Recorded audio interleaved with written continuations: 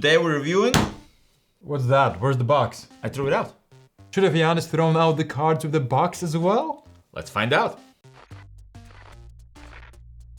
This is the review for the game Star Wars Unlimited, the good and bad about it. By the end of this video, you will know. You know. Should have he Yeah. thrown out the box. Why is English so... English hard. Talk too much. We have 6 burning questions that we will answer in this video, but before we do that, what is this game all about? It's in the name. That it's Star Wars and it's unlimited? It doesn't make any sense. Unlimited fun. Did you give me a different copy? Oh! So this is a 2-player game, 1 versus 1 game. You can play multiplayer as well, but let's not get into it right now. Let's not get into it. Generally, it's a 1 versus 1 game, yes. And in this game, you try to defeat the opponent's base with life points, usually 30. On your turn, you can pay resources, which are these cards here. We're going to talk about them a bit later. Use those and play a card. And then essentially do what the card says. There are units that you play on the board and we'll use them later on. There are events that happen immediately, and then there are attachments, which could be like extra weapons or things the units can carry or have. No, she's stronger. Another thing you can do in your turn is if you have ready units, you can attack with them. You can attack either other players' units or the base, which is the point. You have to exhaust that unit and then add damage to, let's say, your base. Already winning. When players have passed, you ready all the cards as well as draw 2 new ones. And at this point, all players have the choice to add one of their cards to the resources, which means that card is out of the game. You're never gonna see it again. Then you have more resources for the next turn when you will play more cards. You can choose not to add these cards, but you probably will want to, but maybe not. Here are some crunchy choices. And then you go again. Until one player is victorious. Dun dun dun dun dun dun dun. Dun dun dun dun dun dun dun dun dun dun dun dun. 3, 2, 1. Star Wars nerds. That's me. I have the same thing. Star Wars fans or CCG, TCG fans. One of the biggest selling points, for sure, if not the biggest one, is the Star Wars logo on the box. There's also some, not flavor text really, but some references for sure. Not tired of all the movies, all the games, all the items, all the other stuff about Star Wars at this point. Here's another one.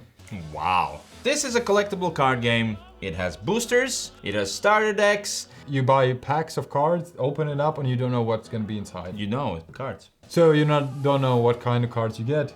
You do. Star Wars Unlimited cards. Come on, man. As a collectible card game, it comes with all the good and bad parts of a collectible card game. You have to build your deck. Somebody will have a better or a worse deck. This is the base game. You can play the base game, but you buy boosters, and it comes with the good and the bad that we're probably gonna talk about, right? Yup. What are the 3 best things about this game? Third best thing about this game for me is going to be artwork. All custom drawn. It's not from the movies or cartoons or wherever. It's been drawn by different artists and it feels very unique yet familiar for you Star Wars nerds out there. My first thing is initiative, which is a really small thing, but I love that you can take the initiative token, which means you'll have to pass this round. The opponent can play his cards in a row and you can't stop him, but you will be the first player to go the next time. There's always this choice, do I play one more card or take this initiative, because it's super important who's gonna be the first one doing the damage the next round. My second best thing is going to be deck building, which might not happen for you if you only buy the starter set. If you buy the starter set, you have your decks, there's nothing you can do about it. If you buy a couple of boosters, you can start building your decks. I do want to build my deck. I want to try these combinations and it's quite simple. Ground and space. You can fight in 2 fronts, right? 2 arenas, as they call it. Yeah. You can play your units either the ground, and then the ground force is gonna attack ground forces or the base, or in the space arena, and then the space arena can attack the space arena or the base. This simple choice without extra rules. This is the back of the card. The cards don't come sleeved. I thought I'd mention it. And the best thing for me is going to be simple versus hard. So this is a simple game. Simple rules, but the choices in this game are quite hard. I need resources, but all my cards are great. Do I attack the base or maybe take out your unit? So there are some hard choices to be made, yet the rules themselves are quite simple, and I really like that about this game. For me, it's resources and cards, exactly what you mentioned, that you can play your card here or add it as a resource is a great choice, a difficult one, and I really, really love it. And also with your mentioning of the rules, they come with these cool posters on the one side. And on the other side is this playmat, which is a paper sheet, not that great maybe. But I really love that they have these references here. I basically didn't have to almost explain the rules. If you play with somebody who's already played a board game, then this is kind of obvious. You don't have to explain the keywords at all. You have them on cards. Whenever you see that, you read it here. 0 questions asked. Yeah. So super simple to get to the table. Why this game might not be for them. Down here it's Star Wars. If you're not into Star Wars, then this game won't go over the edge, let's say that. I think if you don't care for Star Wars, you might still like this game. If you don't care for the genre of this game, 1 versus 1, where we have custom decks, you don't need this.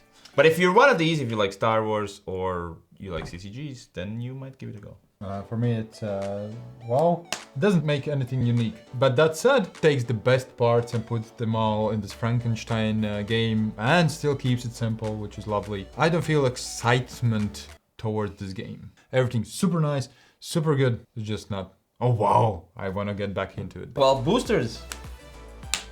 Buy the starter, you can give it a go, try it, but you're missing out on a couple of things. You're missing out on deck building, seeing new stuffs, expansions if you will, and you're missing out on a multiplayer game. You can play 3 or more players, which is called Twin Suns. If you don't buy boosters, you never can get to that. If you don't care for buying random stuff, then I guess it's not for you. And the last one for me is going to be with whom are you going to play? So if you wanna get the full haul experience of building your decks, buying boosters, and participating in events like competitive scene, will you be able to? Because right where we live in this part of the world, there are no competitive matches. There probably won't be any, so I'll get to play casually with, you know, some of my friends. Not me.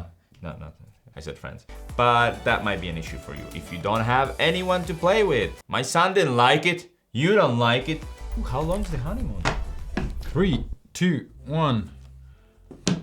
I have the holy trinity of money, friends, and Star Wars. This is Star Wars and Fantasy Flight. They're gonna print a million boosters. We're not gonna run out of content, but you might run out of money. And then you have to have friends, as you mentioned, to play with them. If you have all these 3, then it's an infinite circle, you see. There's just a starter set. I think it's a great game just as a starter. I think there's plenty of games there, but you probably will want sooner or later get those boosters. If you're worried, this is never gonna run out. Yeah. You might run out of those or those, but this is never running out. Yeah. So, you know, it's never gonna stop. Yeah. 3, 2, 1. Summoner Wars. Lorcana. There's pre-made decks that you can kind of manage as well, change few cards there. You play until you defeat our opponent's summoner, and you play these cards on the table, and then you move them. Each card has specific rules and magics and stuff, and super simple. And I had similar vibes from both of them. That's more spacious puzzle because you move around these cards and where you place them and all that.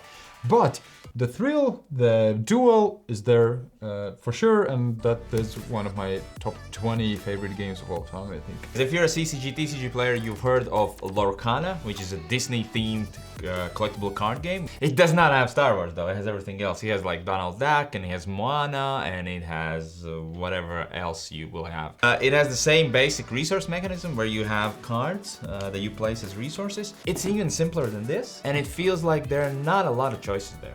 I don't know why, and it was fine, I liked it. I bought a couple of boosters, of course I did. Then I played this, and I'm like, I'm getting rid of my Lorcana. If you don't like Star Wars that much, but one simple collectible card game, try Lorcana.